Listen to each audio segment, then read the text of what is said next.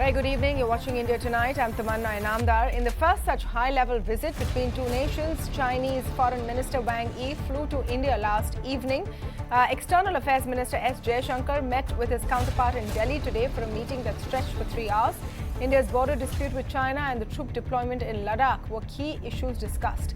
Wang Yi, who visited in unannounced, also met the National Security Advisor Ajit Doval earlier today.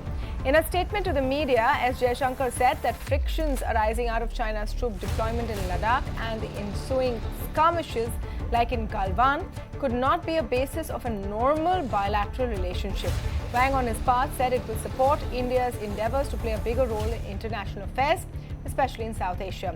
Remember, this meeting is of great significance. It's 2 years after the military standoff along the line of actual control and sets the stage for the BRICS summit in China later this year.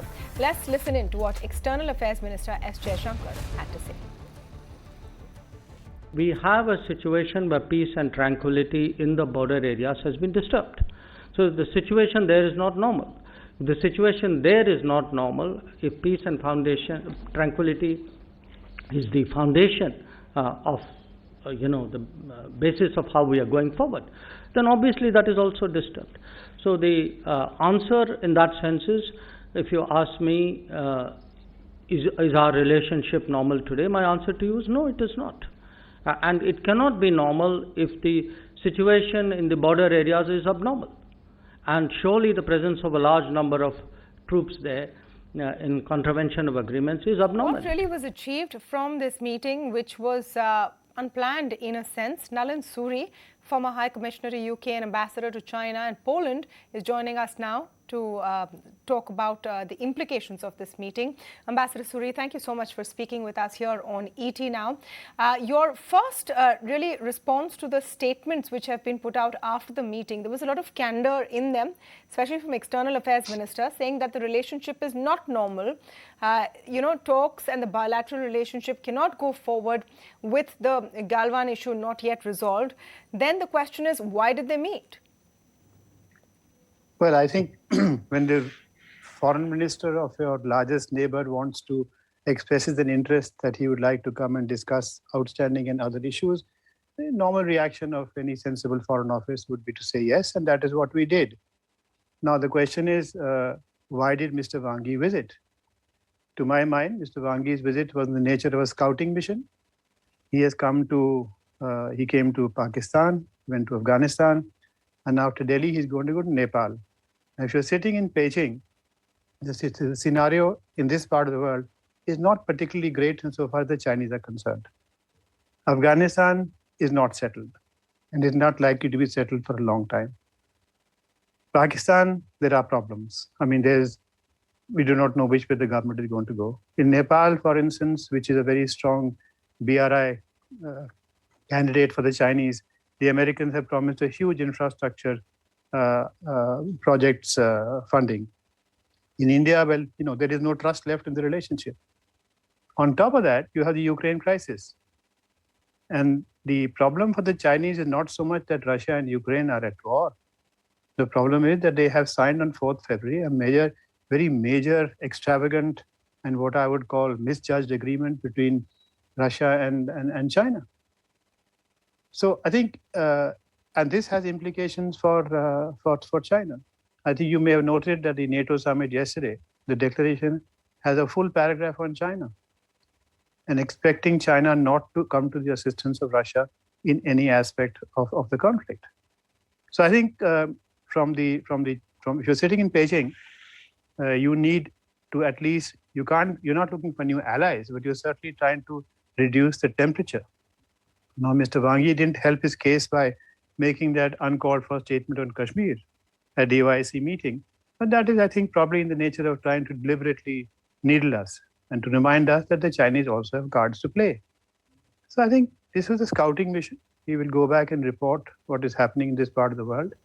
And I think he also wanted to assess, without asking, how committed we are to the Indo-Pacific and to the Quad. You may have heard from the External Affairs Minister that these issues he did not raise, but he would have come to assess how it's going to play out.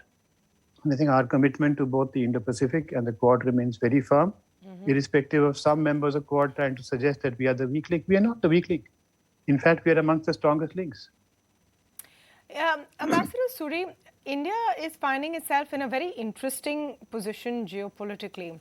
Our relationship with the Quad continues to be strong, despite us not having given into the pressure to come out in a very forceful statement vis-a-vis Russia in the ongoing conflict.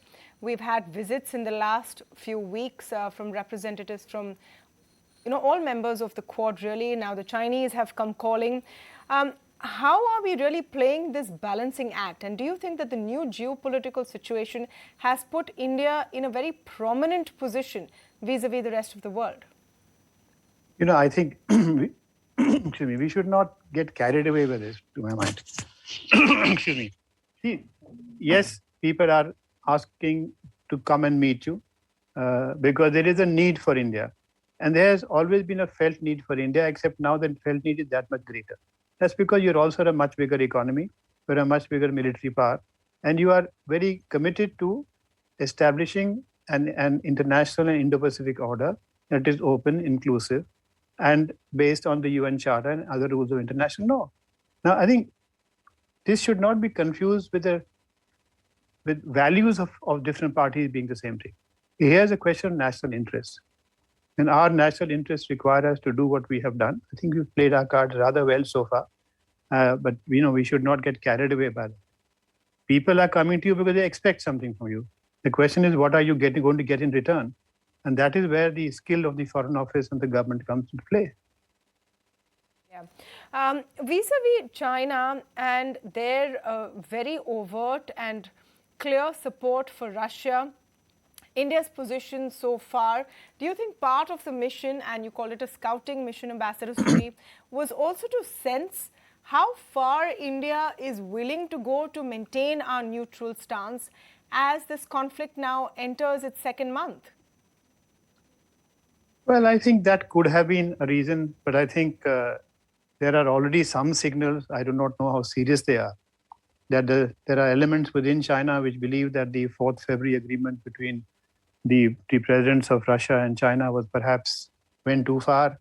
There is a hint from the Chinese ambassador in Washington saying that there are, of course, limits to our collaboration. It will be within the UN Charter. I'm not sure one should read too much into these statements as of now, because so far, the Chinese have stood firmly by the commitments that have been made in the joint statement of 4th February, including blaming the West for the continued expansion of NATO. Now, this makes sense from the Chinese perspective. But the problem is the Chinese system is far more incorporated into the Western system than is Russia. So the global value addition chains flow between China and the West much more than they do between China and Russia. So there is a problem for the Chinese. I think they're miscalculated. Now they're going to try and see how they can worm their way out of this discomfiture in which they find themselves. And they're trying to see how strong India will remain. Your question is absolutely right. But the only point I'd like to make there is that India has been consistent. India's position on Crimea, for instance, in 2014 was not dissimilar from what we have said here. At that time, it was a Manmohan Singh Congress government. I remember that then NSA had said that Russia has legitimate interests and concerns which should be met. This is a very, very complicated issue. To point fingers or blame one side or the other may not be quite appropriate. But the fact is that, commitments were made when the Soviet Union broke up, the Cold War ended. The Russians feel the commitments have not been fulfilled. The other side of the argument is that, look, we did what we did, you went along. So you can't blame us for that. Yeah. But, as we all know, when push comes to shove, things begin to get very difficult. And obviously, Moscow decided at some point in time that the time to push back had come. So I think the point is that we have to be able to convey the message which we have successfully conveyed, including at the United Nations. There are many countries, particularly Western countries and Western media, is trying to suggest that, we're not willing to be counted. We're always willing to be counted. But we're on the side of principles. We're on the side of what is right and what is in India's national interest. Take this question about the oil embargo. We were being criticized for wanting to buy the oil from Russia. Has Europe stopped buying oil and gas from Russia? They have not. Exactly. In fact, if you see the documents adopted yesterday by NATO, it's been made very clear that on the issue of energy security, more time will be needed for Europe to find new source of energy. So I think you cannot accuse India or blame India for something which you're not ready to do yourself. We are not going to allow our developmental and our national interests to suffer on account of what is happening over there. This is basically a European conflict. Absolutely. Thank you so much, Ambassador Suri, for joining us today and breaking down the significance of this meeting which has taken place. It may not have pushed the needle in any major way towards resolving the issues that India and China have right now, but definitely it indicates that we are at least talking to each other. Thank you once again.